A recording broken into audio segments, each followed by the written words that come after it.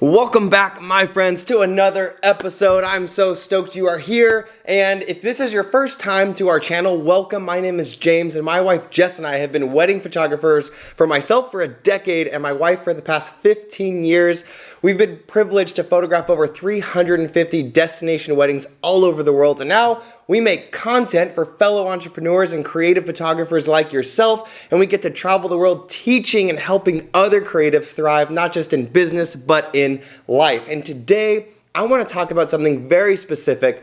I want to explain to you our exact post-wedding workflow. That means everything I'm about to teach you is from the second Jess and I take the last photo and get in our car from a wedding to the very last point of contact that we consider our experience complete with a wedding couple. Now for us, this process is about 16 steps, and that might seem like a lot, but realistically it's not, because if you've ever watched one of our videos before, we are big fans of systems, and a system is basically a written out step-by-step process that you do on repeat every single time with every single client. And what systems do is they free us of our own inconsistencies.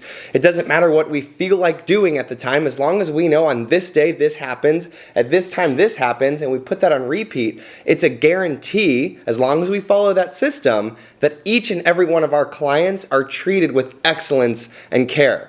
And the riskiest part is, without having a system, you might nail it with one client, but then they refer you to someone else, so their expectations are up here because they told you how amazing you were when the photos were ready, all of those little perks that you give them that I'm going to talk about that's in our system.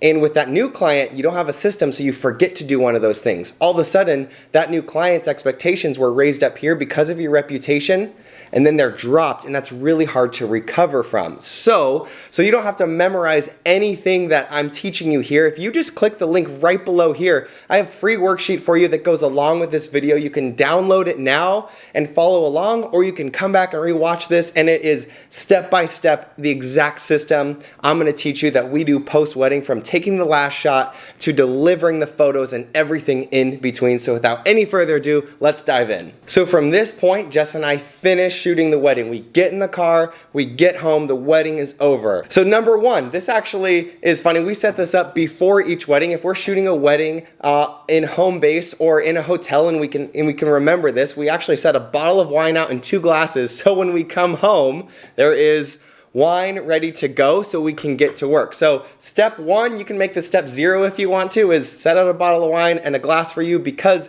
having that to look forward to, as silly as it sounds after a wedding when your feet hurt and you're exhausted, helps take that edge off and helps you lean into the next few steps. Number 2, post-wedding, is Jess will start to pick 10 to 15 highlights. So she'll upload the cards and just pick out 10 to 15 highlights for the Instagram story. It showcases the day well, and that's step 2.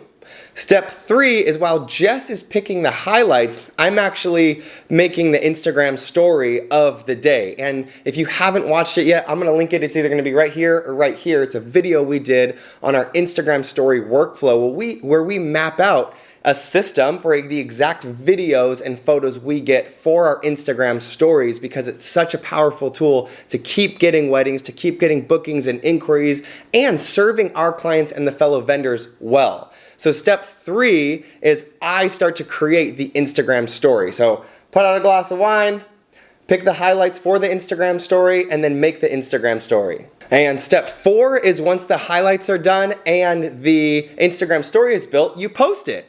You post it, we usually post it night of. There's also 2 of us, but personally for us, when we got married, we woke up the day after our wedding, wanted to see photos, and unfortunately we didn't see photos for like 3, got a sneak peek at 3 months and then 6 months later. So we kind of had this idea, and from now on we decided, once we got married 7 years ago, that our brides and grooms are going to wake up to photos from their wedding. So for us, if we can swing it, and about 99% of the time we can, we post that Instagram night of the story. We tag all the vendors. And also this leads into step 5. So step 4 is post the Instagram story.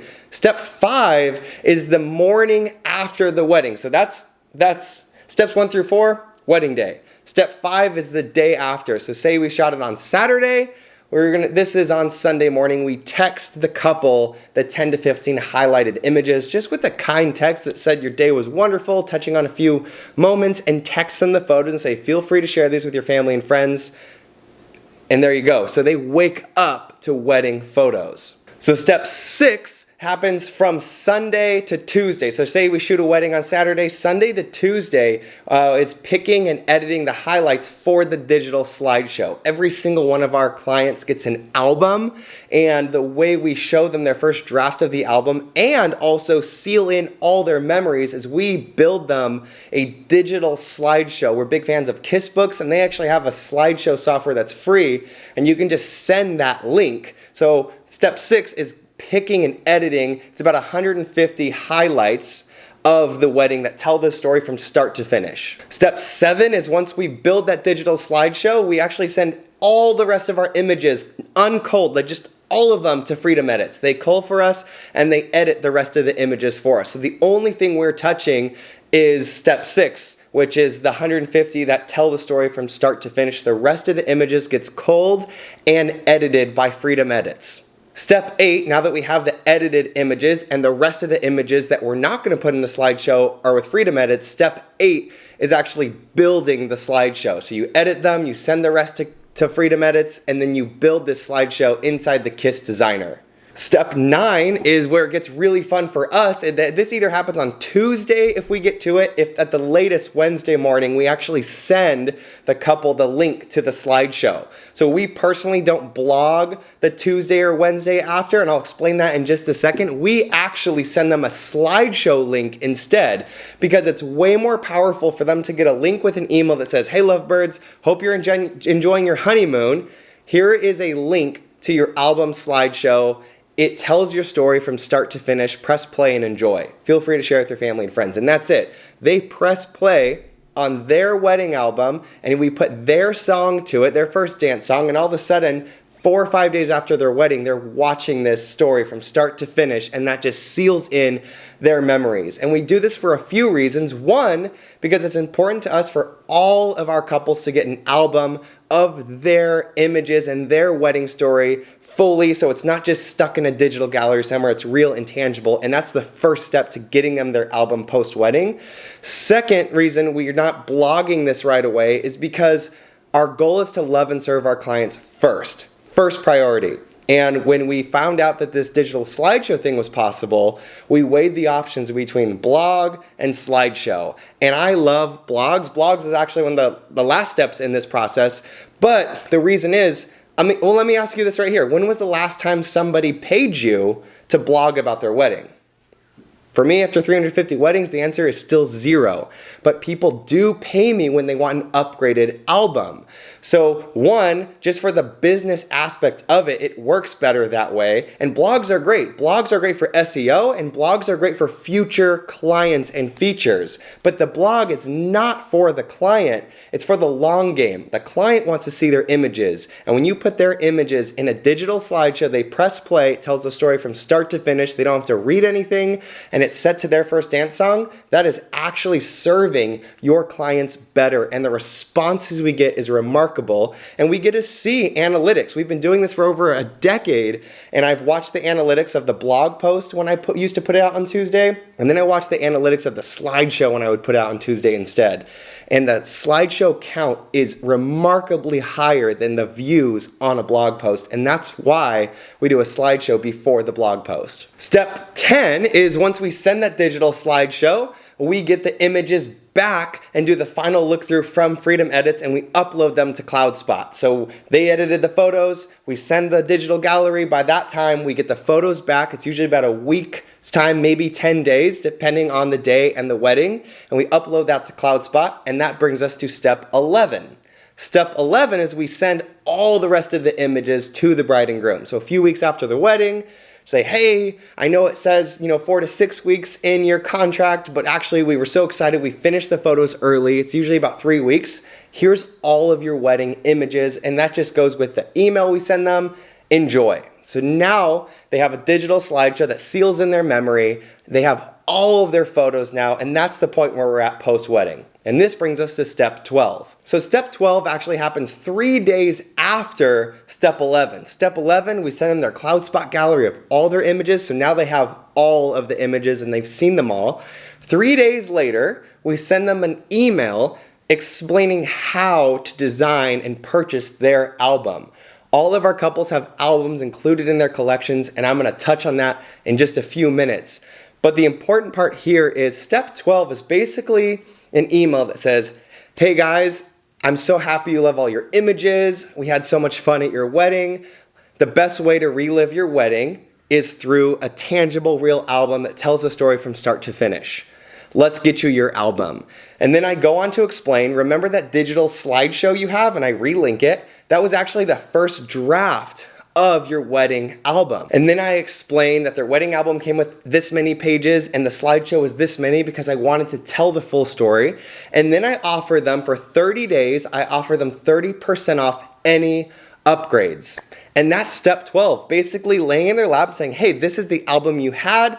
This is the first draft of it. Let's go back and forth and figure this out. But if you want to upgrade anything, it's 30% off. And that brings us to step 13. It's usually between day 1 and day 30, of that 30 days. And it's usually around week 3 where they finalize the design and they say, hey, we want this many extra pages, or they swap some images around, which is really easy to do inside the KISS Designer because it has this interface where you can go back and forth with your client and they can say this image or this image and swap these. So step 13 is simply finalize the design of your client's wedding album. Step 14 is send your client an invoice with a 30% off discount for their upgraded pages if they upgraded their wedding album. And the majority of the time our couples do, because our goal is to love and serve them by telling their full story, and they want that too. So they're excited. So you send the invoice, it's 30% off, and they pay the invoice for the upgraded album pages. Step 15 is you drop ship